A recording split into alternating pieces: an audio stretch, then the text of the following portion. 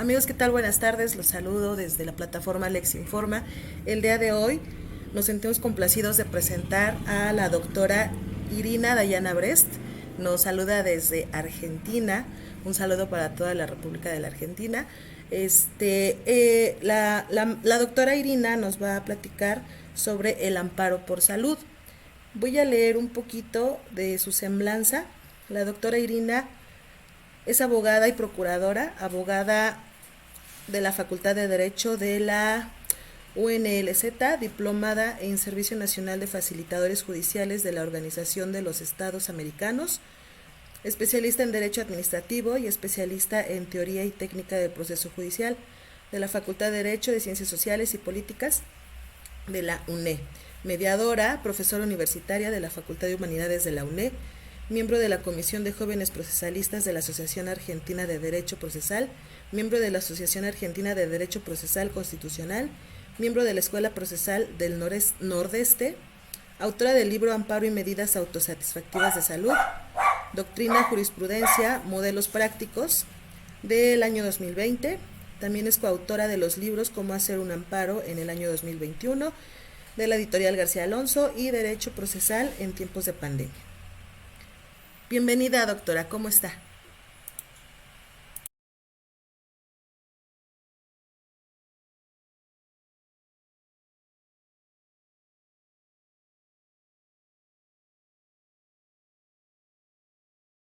Está destinada a brindar conocimientos teóricos prácticos a los fines de que los cursantes puedan incursionar en un amparo de salud. Voy a compartir pantalla, si me permiten, acá.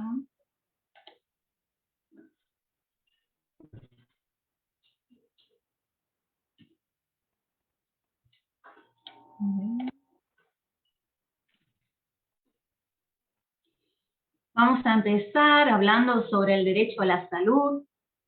La Organización Mundial de la Salud la define como un estado de completo bienestar físico, mental y social, y no solamente la ausencia de afecciones o de enfermedades.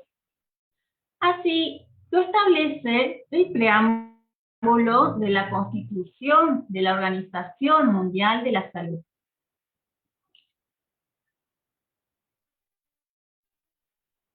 El derecho a la salud, sobre todo cuando se trata de enfermedades graves, se encuentra estrechamente relacionado al derecho a la vida, que se encuentra reconocido por la Constitución Nacional Argentina dentro de los derechos implícitos del artículo 33 y en los tratados internacionales con jerarquía constitucional que lo encontramos en el artículo 75, inciso 22.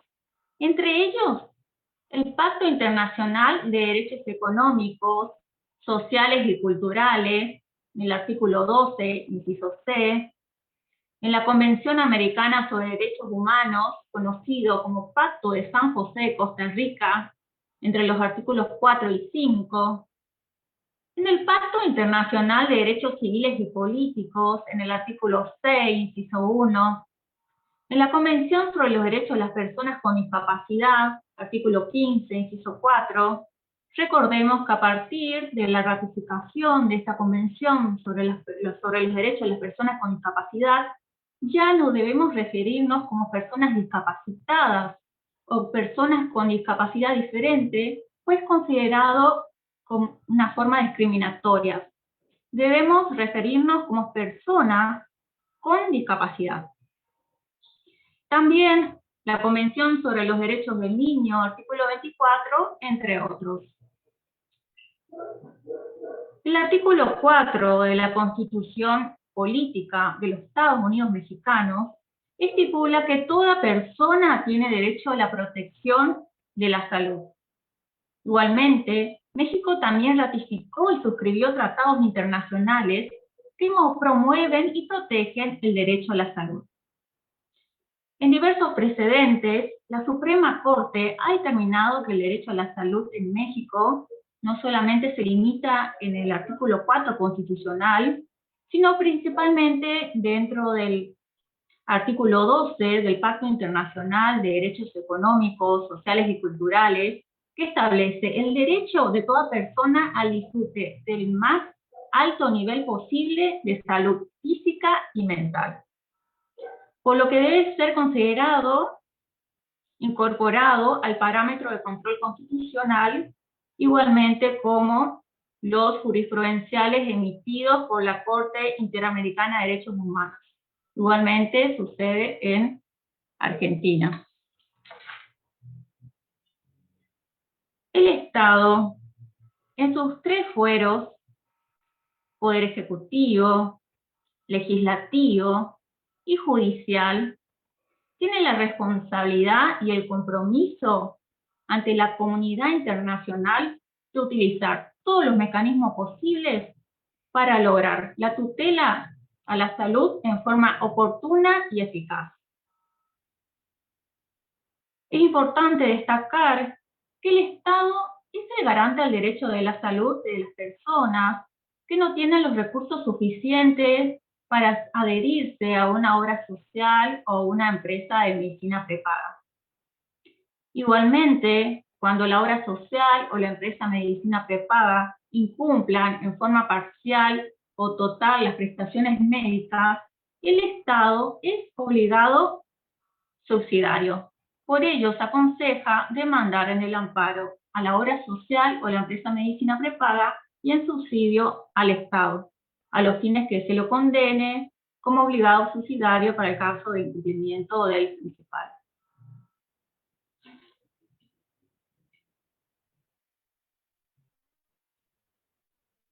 Ahora, si me permiten, vamos a hablar sobre el criterio de la Corte Suprema de Justicia de la Nación Argentina, que es garantizar ampliamente el derecho a la salud integral y que frente al derecho a la salud y a la vida, los restantes valores siempre tienen carácter instrumental. Generalmente los tribunales inferiores, como son los provinciales, siguen este mismo criterio, tal es así que en esta causa CSE ASCS versus Instituto Provincial de Salud de Salta, amparo, recurso de apelación, la Corte Suprema de Salta confirmó una sentencia de primera instancia que condenó al Instituto Provincial de Salud de Salta a proveer un medicamento en forma integral, es decir, al 100%, a un niño que padece una enfermedad poco frecuente. Si bien nuestra Ley Nacional Argentina de Enfermedad Poco Frecuente no establece específicamente que se deberá cubrir el 100%, se observa que siguió el mismo criterio que nuestra Corte Suprema de Justicia de la Nación.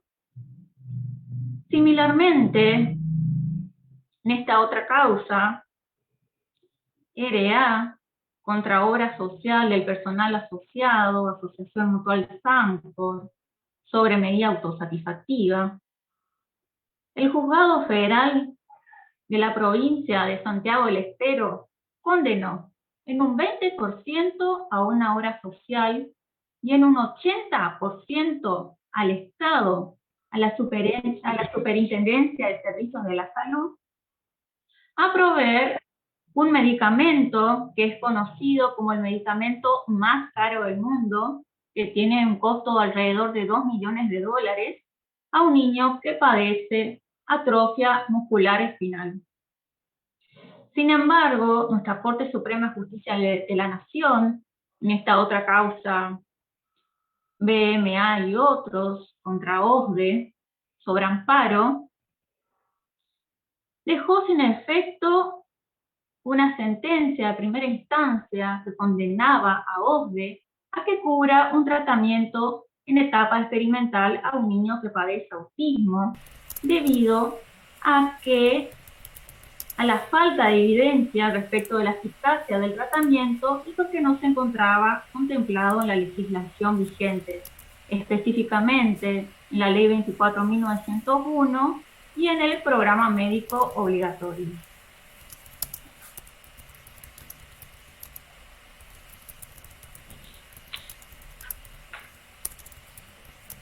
Ahora vamos a hablar específicamente sobre el amparo, los presupuestos para su procedencia. El artículo 43 de la Constitución Nacional Argentina establece los presupuestos del amparo. Primero, que no exista otro medio judicial más idóneo.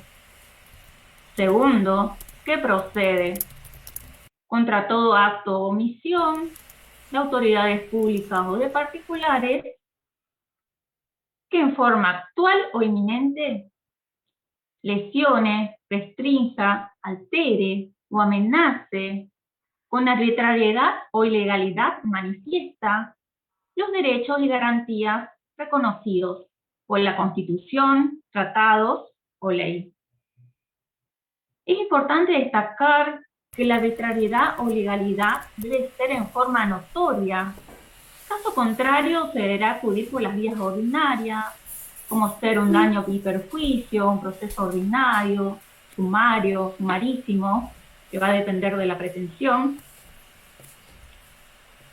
El amparo los encontramos en los artículos 103 y 107 de la Constitución Política de los Estados Unidos Mexicanos. El juicio de amparo en la legislación de México también tiene por objeto resolver toda controversia contra normas generales, actos u omisiones de autoridades públicas o de particulares que violen derechos humanos y garantías reconocidos para su protección, contemplados en la Constitución Política de los Estados Unidos Mexicanos y en los tratados en que el Estado mexicano sea parte. En definitiva, mediante el amparo le vamos a solicitar a los jueces que se restaure el derecho a la salud, a la calidad de vida, a la vida de nuestro representado, en forma urgente, a los fines de que no se vulnere el derecho con el transcurso del tiempo y se restablezca.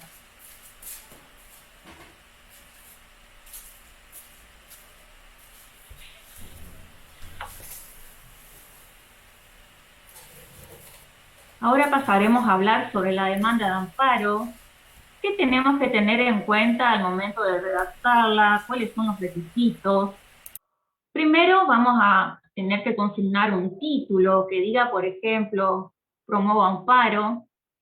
En Argentina sería promuevo opción de amparo, solicito medida cautelar con habilitación de días y horas en la única parte. Seguidamente, el destinatario de nuestro escrito. Por ejemplo, señor juez, señora juez. Luego, los apellidos, nombres, domicilios, real, legal, electrónico, teléfono del actor. Se actúa en interés propio o en interés de un tercero, o en representación de un hijo menor de edad, o de un nieto menor de edad cuando sus padres fueran menores.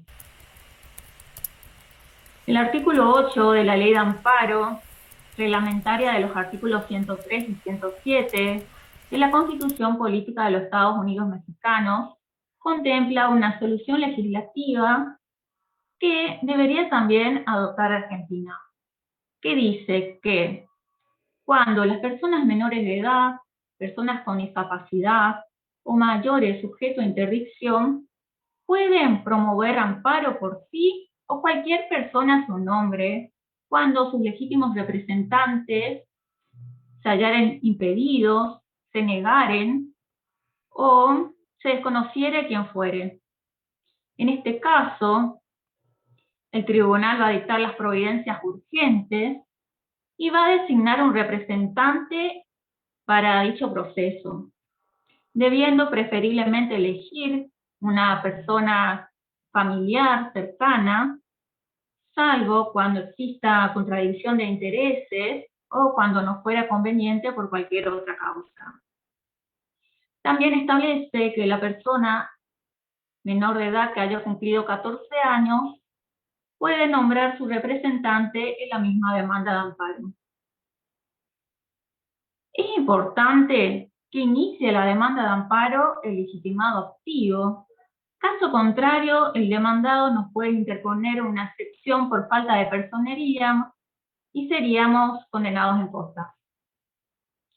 También debemos consignar los datos de nuestro representante legal, por ejemplo, matrícula habilitante, quit, domicilio legal, electrónico. La forma de presentación del abogado, se actúa como patrocinante o como apoderado. Debemos acreditar la personería, acompañando poder o suscribiendo nuestro representado a la demanda, si somos patrocinantes. Luego, debemos denunciar y consignar a la autoridad pública los apellidos, nombres, domicilio real de o de los demandados. También designar el cargo que ocupa en la autoridad pública. Seguimos con el objeto. Debe ser lo más claro y preciso posible. El objeto sería la pretensión. En forma posterior, relatar los hechos, los pertinentes y claros. Alegar el derecho, la jurisprudencia y doctrina aplicable. Si bien el derecho se presupone conocido por el juez, se puede acompañar resoluciones que no son de público conocimiento, como son las resoluciones de las obras sociales. Seguidamente vamos a ofrecer la prueba y acompañar la prueba documental. La prueba documental puede ser que se adjunte de historias clínicas, prescripciones médicas, la justificación médica de por qué estamos solicitando ese tratamiento o ese medicamento, también los comprobantes del pago de la empresa de medicina prepaga, el comprobante del pago de monotributo, el recibo de los haberes jubilatorios o de pensión. Cuando la prueba documental se halla en poder del demandado, por ejemplo, cuando se haya generado un expediente administrativo, solicitar que se libre oficio a los efectos de que remita el juzgado. Cuando la prueba documental se halla en poder de un tercero, por ejemplo, cuando no contamos con las prescripciones médicas o historias clínicas, solicitamos al juez que se libre un oficio a los fines de que los remita.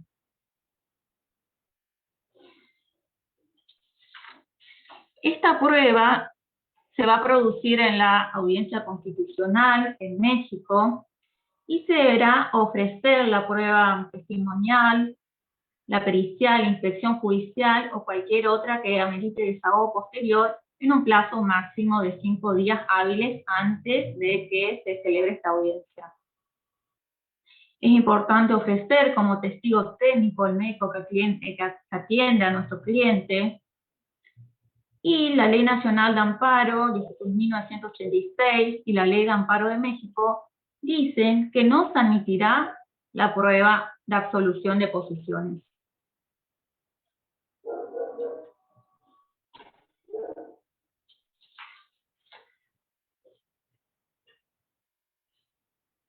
A continuación, en Argentina se estila solicitar una medida cautelar con habilitación de días y horas inaudita aparte, es decir, que sin que se corra traslado a la contraria, y hasta tanto se resuelva la pretensión de fondo deducida, pues se tiende a ordinalizar el proceso y es a los efectos de que no se vulnere el derecho a la salud con el transcurso del tiempo.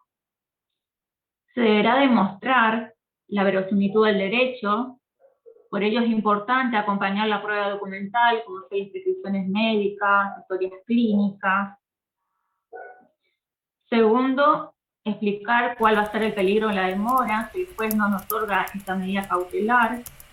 Es sabido que en las cuestiones de salud no se admite la demora, pues podría acarrear consecuencias irreversibles en la vida, inclusive en la vida misma de nuestro cliente. Y ofrecer contracautela, que se estila que sea juratoria por los daños y perjuicios que puede ocasionar esta medida cautelar que estamos solicitando.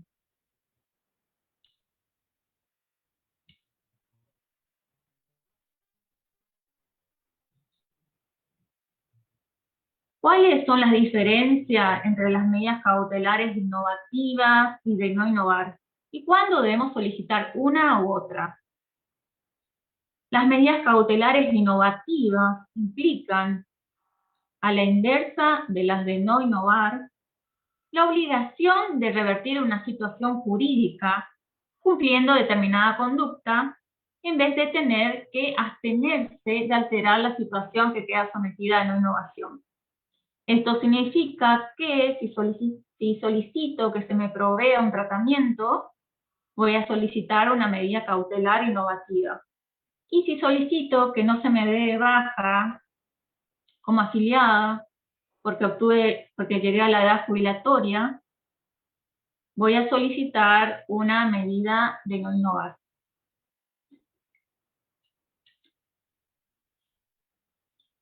Esta es una de las preguntas frecuentes que surgen, es que ¿puede el juez dictar una medida cautelar en un amparo de salud sin requerir previamente al Estado Nacional un informe?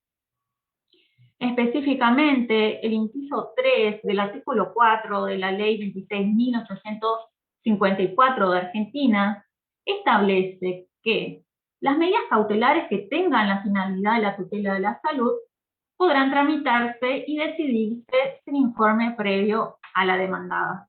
Este sería el Estado Nacional.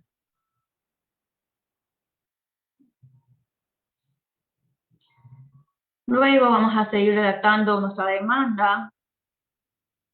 Vamos a consignar el petitorio en términos claros y positivos. Por ejemplo, por ello solicito a su señoría tenga por presentada demanda, en su oportunidad se haga lugar en todas sus partes y se condene en costas a la demandada. Y por último, las firmas. Si actuamos como apoderados, basta con la firma del abogado. Y si actuamos como patrocinante, también deberá suscribir nuestro cliente la demanda de amparo. También debemos acompañar tantas copias para traslado como demandados hayan.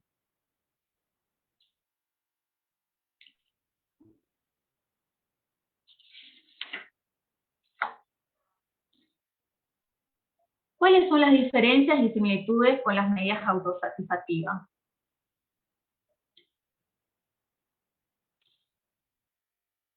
Ambas requieren que no exista otra vía procesal más apta y que exista peligro en la demora. Las medidas cautelares requieren que se demuestre, que se alegue la verosimilitud del derecho. En cambio, las medidas autosatisfactivas requiere una fuerte probabilidad del derecho. En las medidas cautelares se requiere una contracautela y en las medidas autosatisfactivas es facultad del juez requerir o no una contracautela por los daños y perjuicios que puede ocasionar. En principio, ambas proceden inaudita parte, es decir, sin que se corra traslado a la contraria, pero pueden tener una breve sustanciación. Además, las medidas cautelares son no accesorias, pues dependen de un proceso principal, que en este caso sería el amparo. Si bien en un primer lugar nos pueden hacer lugar la medida cautelar solicitada, y la sentencia pueden rechazar nuestra demanda de amparo y dejar sin efecto las medidas cautelares. En cambio, las medidas autosatisfactivas son autónomas y se agotan con su despacho favorable.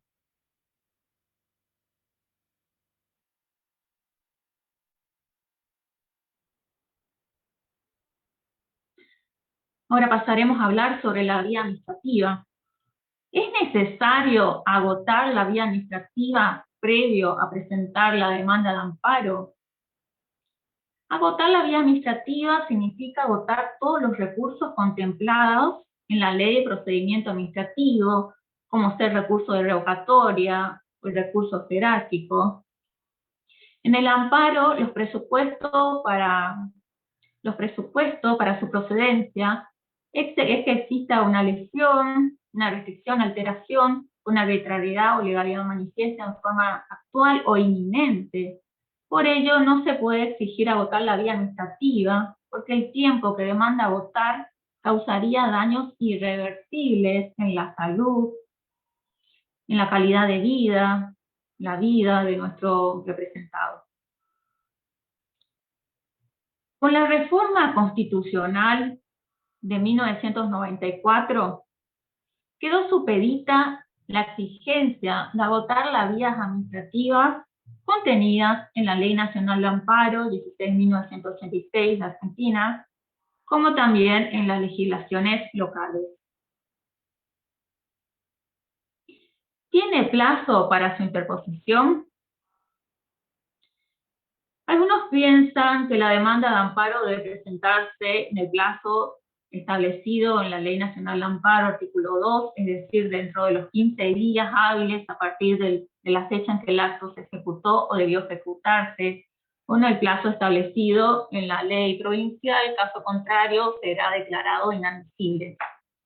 También otros que el plazo comienza a correr a partir de que se le remite la carta documento de que recibe o de la nota con constancia de recibido, en donde se le intima a la prestación de vida bajo procedimiento, por ejemplo, de 48 horas de iniciar un amparo.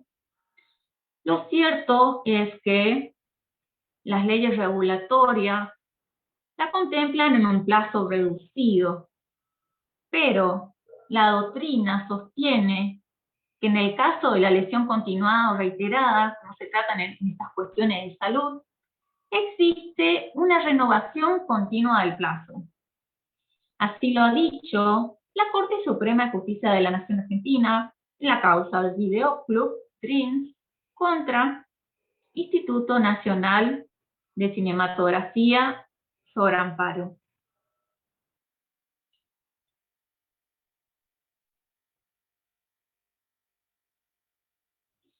Seguidamente vamos a hablar sobre la sustanciación. Bueno, admitida la demanda por el juez en el primer proveído, va a requerir un informe con justificación a la autoridad pública demandada, a la que debemos adjuntar copia de la demanda. En Argentina se lo conoce como informe circunstanciado, que tiene el mismo fin. Es solicitar que la autoridad pública se expida sobre los antecedentes y fundamento de la medida impugnada.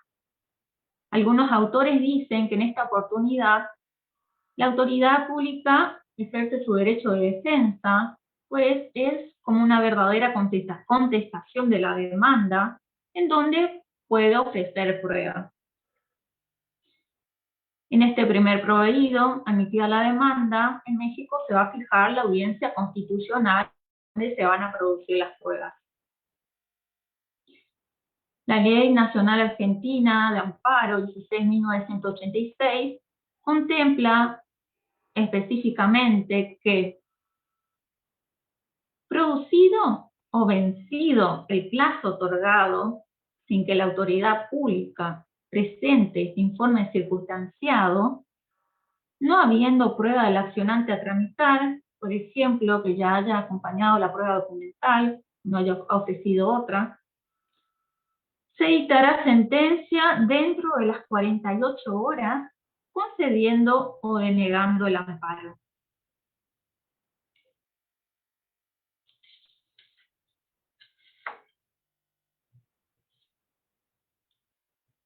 El traslado de la demanda, cuando se trate de un particular, como ser las empresas de medicina prepaga, se correrá el traslado de la demanda por cédula y con copias del escrito de la demanda y de la documental.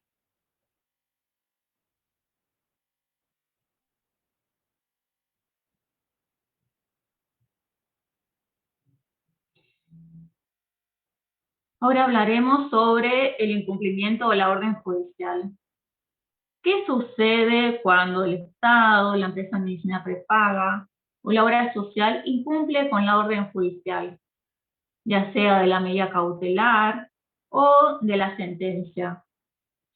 Podemos solicitar al juez que se la perciba, o en el caso de que ya se hubiera percibido, que se haga efectiva sanciones coercitivas también conocidas como astreintes, que son sanciones conminatorias pecuniarias que se encuentran contempladas en el artículo 804 del Código Civil y Comercial Nacional, como también en el Código Procesal Civil y Comercial Nacional y provinciales.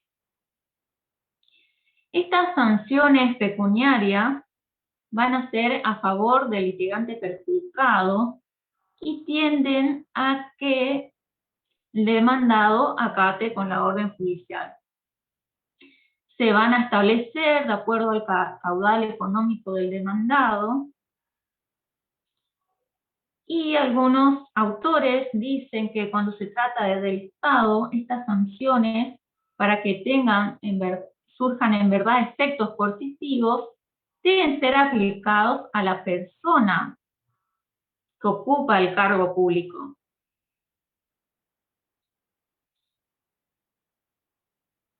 Las astreintes presuponen la previa intimación al funcionario remiso en acatar a la orden judicial, con el apercibimiento expreso de que en caso de incumplimiento se le aplicarán las mismas, y además la fijación de su monto diario.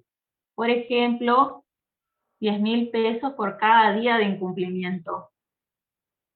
Por ello, se dice que no se puede intimar a un funcionario público y después hacerlo efectivo en la persona de otro funcionario público.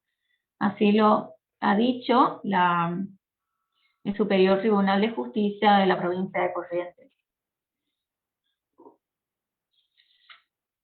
También, otra de las opciones que podemos optar es solicitar al juez que se pida copias certificadas a los fines de remitir al fiscal a los efectos de que investigue el delito de desobediencia a una orden judicial contemplada en el artículo 239 del Código Penal argentino. El artículo 193 de la Ley de Amparo de México establece que si la ejecutoria no quedó cumplida en el plazo establecido, es decir, que si la sentencia no se cumplió en el plazo establecido, el tribunal va a aplicar multas y remitirá los autos al Tribunal Colegiado de Circuito, lo cual será notificado a la autoridad pública y al superior jerárquico según fuere el caso, cuyos titulares seguirán teniendo responsabilidad aunque renuncien en el cargo. Superior jerárquico es la autoridad pública que tiene el poder de hacer actuar o dejar de actuar a la autoridad y de esa forma cumplir con la sentencia de amparo. En cambio, si la autoridad demuestra que está en vías de cumplimiento o justifica la demora, se podrá ampliar este plazo por una sola vez con los mismos apercibimientos.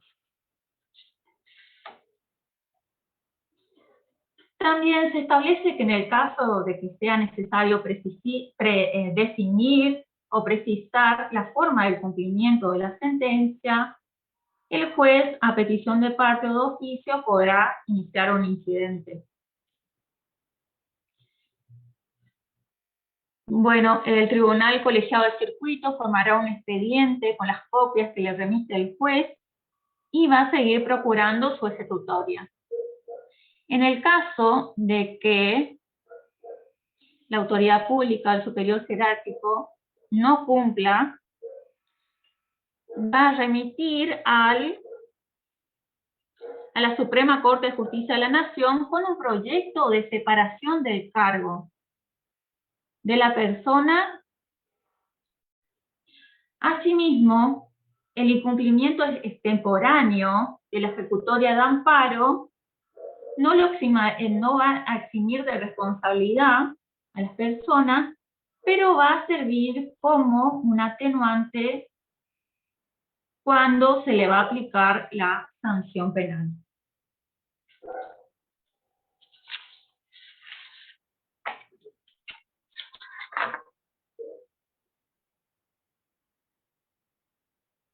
Bueno, hemos llegado al final de esta conferencia. Como conclusión, podemos decir que el amparo es una herramienta procesal que cuentan los ciudadanos cuando la autoridad pública o los particulares vulneran sus derechos humanos y las garantías contemplados en la Constitución, en tratados internacionales o en las normas generales. Cuando se encuentra en juego el derecho a la salud y por ende el derecho a la vida, el Poder Judicial lo debe restaurar en el menor tiempo posible a los fines de que no se vulnere este derecho con el transcurso del tiempo y no traiga como consecuencia daños irreversibles. El derecho a la vida condiciona el ejercicio de todos los demás derechos, de allí su gran importancia. Por ello, debe ser criterio judicial anteponerlo ante cualquier otro derecho que alegue el demandado. Asegurar el derecho a la salud de todos los habitantes, sus posibilidades existentes, es una obligación internacional que asumió el Estado e incumplirlo puede hacerlo responsable ante esta comunidad internacional. Agradezco a todos los presentes por el tiempo brindado y quiero invitarles a seguirme en las redes sociales, a sumarse al grupo de Facebook Amparo y Medidas Autosatisfactivas, en donde compartimos novedades, doctrinas, jurisprudencia, y asimismo evacuamos consultas sobre la práctica profesional. También me pueden seguir en Instagram, como también en mi página de Facebook como autora, que me pueden encontrar como Irina Debret.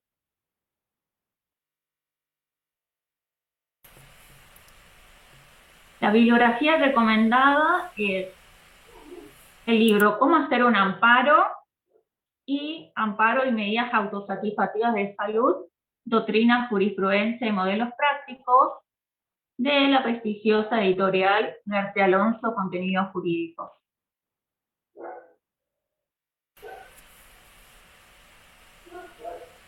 Gracias, maestra. La interrumpo. ¿Sí me escucha? Sí, sí, le escucha. Ok. Perfecto. Gracias. Por aquí tenemos unos saluditos. Le mandan saludos. Sí, ya puedo, ya concluyó, ¿verdad? Ok. Tenemos aquí, sí, tenemos por aquí saludos de Quetzali Martínez, la saluda desde Tampico, Tamaulipas, México. También Xiomara de Soto, ella la saluda desde Guatemala. Tenemos también un saludo de Odra, dice saludos, no nos dice de dónde, pero le manda saludos. Y tenemos una pregunta, se la voy a leer. Nos pregunta Ribe Serral Eric. ¿Se puede tramitar el amparo cuando la institución médica agende un tratamiento hasta después de un año, aun y cuando el paciente requiere el mismo para tener un mejor tipo de vida, o bien si está en peligro de vida? Si está en peligro la vida, perdón. Si está en peligro de la vida, sí, puede tramitar, puede iniciar la acción de amparo. Sí, por supuesto. Ok, pues es la única pregunta que nos mandó nuestra audiencia. Yo creo que estuvo súper explicada la charla. La verdad es que yo puse mucha atención y me pareció excelente. No sé usted si guste agregar algo más. Le iba a preguntar justamente sobre sus redes sociales, pero ya nos las proporcionó. Entonces, si gusta agregar algo más, doctora. Les quiero agradecer nuevamente por invitarme para dar esta conferencia y a todos los que me dedicaron un poco de su tiempo. Muchísimas gracias. Hasta la próxima. Muchas gracias, doctora. Tengo un saludo todavía. Dice Ángel Medina, saludos desde Jalapa, Veracruz, México también. Yo me siento muy agradecida por haber aceptado esta participación, doctora. Esperemos que se repita. Desafortunadamente el licenciado Castelán, que es nuestro director, no puede estar por cosas de agenda, pero pues ¿qué le parece una nueva charla? con un nuevo tema de amparo. Sí, me parece perfecto. Entonces, estamos por ahí en contacto y muchas gracias a todos los presentes. Muchas gracias, doctora. Muchísimas gracias. Hasta luego. Hasta luego.